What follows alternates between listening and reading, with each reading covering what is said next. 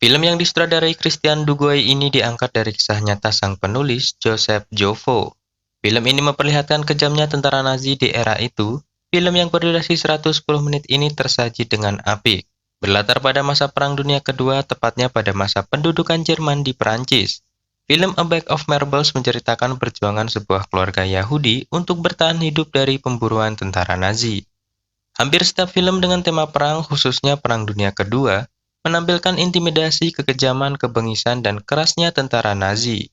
Terlebih dalam film ini mengambil sudut pandang dari dua orang kakak beradik Yahudi, yang dimana pada masa itu orang-orang Yahudi diburu dan dibantai oleh Nazi secara besar-besaran, atau dikenal dengan peristiwa Holocaust. Nah, dalam film yang diangkat dari kisah nyata ini, apa saja yang bisa para Clippers ambil pelajaran dan intisarinya? Inilah alur film A Bag of Marbles.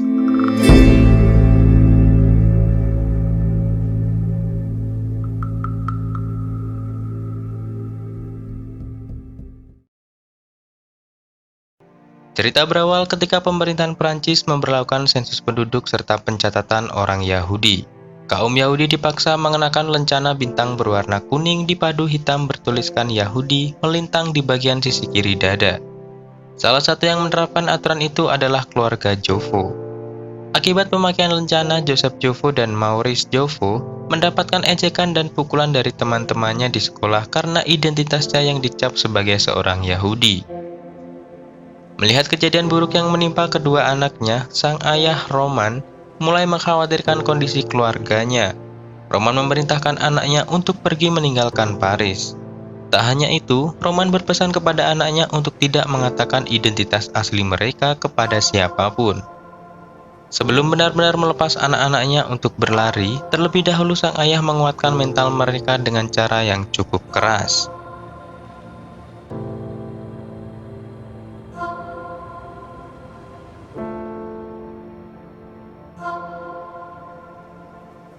Akhirnya kakak beradik tersebut dilepas dengan pelukan dan isak tangis orang tuanya, dan terpaksa meninggalkan Paris malam hari untuk menyelamatkan diri dari kejaran tentara Nazi. Ayah dan ibu Joseph kemudian memandangi mereka pergi dari jendela dan saling menguatkan bahwa semua akan baik-baik saja. Mereka berdua pergi menuju kota Dax dengan menggunakan kereta, yang dimana kereta tersebut sangat ramai dan penuh sesak. Joseph mengira bahwa orang-orang yang di dalam kereta juga merupakan orang yang ingin mengungsi dan menyelamatkan diri. Di kereta malam itu merupakan malam pertama Joseph tanpa orang tua, di mana mental dan keberanian belum terbentuk di dalam diri mereka. Kemudian scene berpindah ketika Joseph dibangunkan oleh Maurice di pagi hari. Terdengar orang-orang berteriak dan lari dari kereta. Ternyata bahkan sebelum kereta berhenti di sebuah stasiun, pintu-pintu kereta sudah dihadang oleh tentara Nazi. Banyak orang yang dibantai di tempat dan juga ditangkap oleh para tentara. Joseph dan Maurice panik dan ingin kabur karena mereka tidak memiliki surat-surat apapun. Beruntunglah Joseph dan Maurice bertemu dengan orang tua yang baik dan mau menolong mereka. Di scene ini ketegangan sangat kuat terasa. Sifat intimidatif tentara Nazi diperlihatkan. Orang tua tersebut memberikan apel kepada mereka berdua agar lebih tenang. Karena jika terlihat panik maka akan menjadi sasaran para tentara. Setelah dapat terlepas dari penyergapan di kereta dengan membayar sejumlah uang, mereka menggunakan jasa seseorang yang bernama Raymond untuk mengantar mereka menyeberangi perbatasan.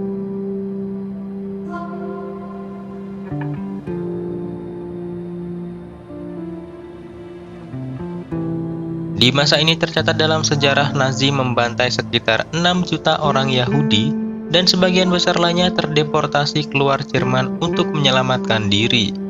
Joseph dan Maurice adalah salah satu dari orang-orang yang bertahan hidup dengan terus berlari. Mereka melanjutkan perjalanan melewati pegunungan sepanjang 20 mil. Saat itu, kaki kecil Joseph kelelahan dan mengalami cedera karena terlalu lama berjalan. Beruntungnya mereka karena sebuah mobil melintas di jalanan itu dan memperbolehkan mereka untuk menumpang. Bersama babi yang ada di bak belakang, mereka menuju tempat yang mereka kira tidak ada ancaman Nazi baginya. Scene berganti dan mereka telah sampai di sebuah tempat yang terasa ramai, damai, dan hangat. Bahkan terdapat tentara di antara mereka, akan tetapi mereka terlihat sangat akrab dan dekat dengan warga sipil. Di tempat inilah mereka bertemu keluarga mereka kembali. Terlihat lega dan penuh canda di wajah keluarga ini ketika mereka bersantai dan bermain air di pantai. Kebahagiaan adalah sesuatu yang berlalu terasa begitu singkat. Ketika mereka berkumpul di dalam rumah dan berbincang hangat, tiba-tiba ketukan keras mengagetkan mereka.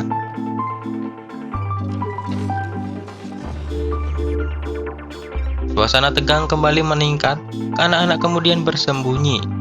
Saat itulah mereka menyadari tempat itu sudah tidak aman lagi bagi orang-orang Yahudi. Mereka harus kembali berpisah. Joseph dan Maurice harus dititipkan di kamp anak-anak Katolik. Seperti pesan ayah sebelumnya, mereka meninggalkan rumah untuk tetap menyembunyikan identitasnya sebagai orang Yahudi. Mereka berdua dapat beradaptasi dengan baik dan berbaur bersama anak-anak Katolik.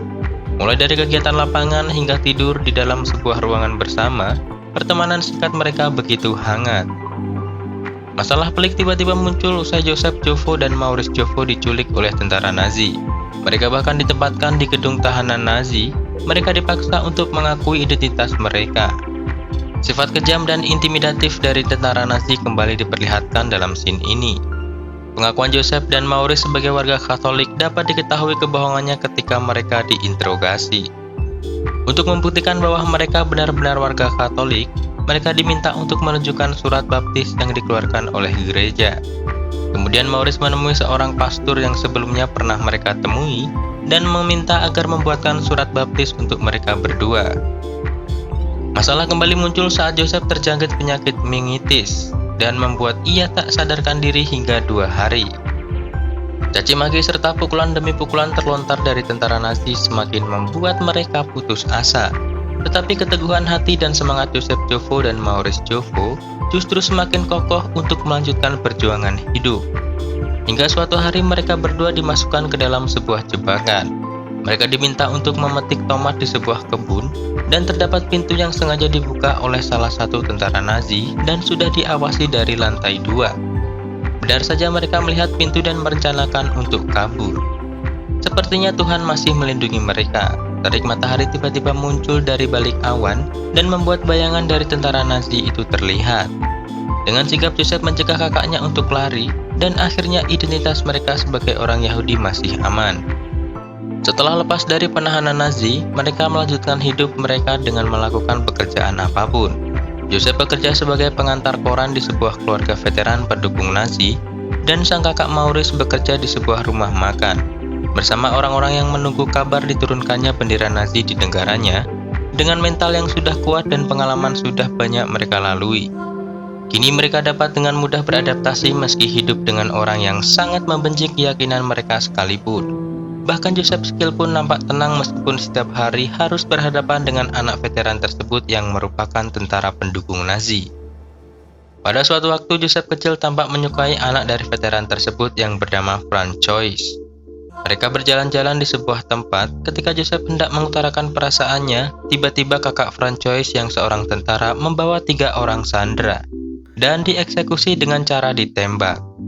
Francois tampak begitu kaget dan menangis, sementara Joseph kecil sudah terbiasa dengan kejadian seperti itu, dan ia pun menenangkan gadis yang ia sukai itu.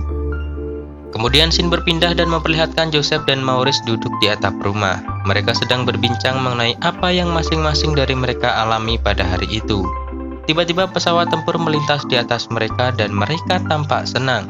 Pada suatu malam, rumah veteran tersebut dipecahkan kacanya oleh seseorang dan orang tersebut meninggalkan sebuah tulisan yang mengisyaratkan bahwa Nazi telah kalah dan dipukul mundur oleh Inggris. Tentu hal itu adalah kabar yang sangat Joseph tunggu-tunggu. Akan tetapi ia juga sedih ketika mendengar Francois harus pindah, karena jika tidak ia akan menjadi sasaran amukan masyarakat. Terjadi perbincangan yang sangat intim di antara mereka berdua. Joseph memberikan semangat untuknya karena ia tahu bagaimana rasanya terus-menerus hidup dalam pelarian dan ancaman kematian. Tampak Joseph mengeluarkan kata-kata mutiara dari ayahnya yang ia patri dalam hatinya. Francois terenyuh dan dapat tersenyum kembali dan kemudian ia mencium pipi Joseph. Di pagi hari koran baru telah datang. Tampak Joseph menyembunyikan kegembiraannya setelah melihat headline berita. Dengan cepat ia pergi dan menyebarkan koran yang memberitakan terbebasnya Prancis dari Nazi. Hari itu menjadi hari yang membahagiakan untuk Joseph Maurice dan seluruh warga. terlihat sekelompok warga yang memiliki dendam terhadap keluarga Francois memukuli kakaknya yang merupakan tentara. Maurice mengajak Joseph untuk menaiki mobil dan pulang ke pangkuan ibunya. Akan tetapi Joseph melihat orang-orang memasuki rumah Francois dengan kasar. Joseph meminta Maurice untuk pergi terlebih dahulu. Ia ingin memastikan bahwa keluarga yang menampung dirinya itu selamat, meskipun keluarga tersebut sangat membenci Yahudi. Ketika Joseph memasuki rumah tersebut, nampak orang-orang tengah memukuli dan merusak isi rumahnya. Joseph mencari-cari Francois dan meminta orang-orang untuk berhenti berbuat brutal dengan berteriak bahwa keluarga itu menyembunyikan Yahudi. Seketika orang-orang berhenti dari aksinya. Joseph berbohong kepada orang-orang itu agar mereka berhenti dan mengira bahwa keluarga itu tidak membenci Yahudi. Saat itu veteran tersebut tampak berkaca-kaca matanya dan tersentuh hatinya, karena nyawanya telah diselamatkan oleh seorang anak yang sangat ia benci, yaitu anak Yahudi yang dia sebut sebagai tikus-tikus Yahudi. Kemudian Joseph pergi berlari mengejar Francois yang hendak berpindah, akan tetapi ia terlambat dan mereka berpisah. Kasih tak sampai, Joseph kembali kepada orang-orang yang tentu sangat mengasihinya, yaitu keluarga. Ketika ia sampai di kotanya, nampak kotanya tenang dan damai. Dan kemudian ia melihat sosok seperti ayahnya, akan tetapi ternyata itu adalah kakaknya. Joseph disambut dengan penuh kebahagiaan oleh ketiga kakaknya dan ibunya. Hingga kemudian ia menanyakan di mana ayahnya, suasananya pun kembali padam, nampak semua menunduk.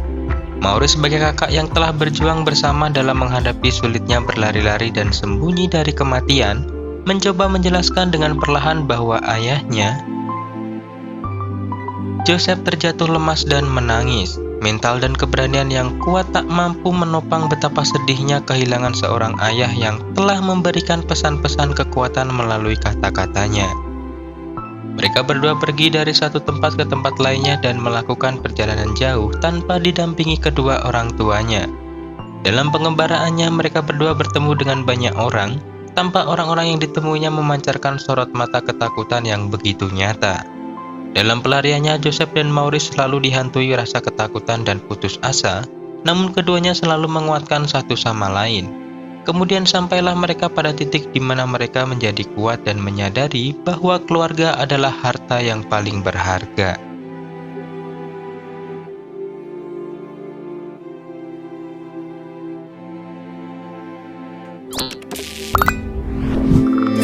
Baiklah Clippers, demikianlah alur film A Bag of Marbles. Support terus channel kami dengan mengklik tombol like, komen, dan subscribe.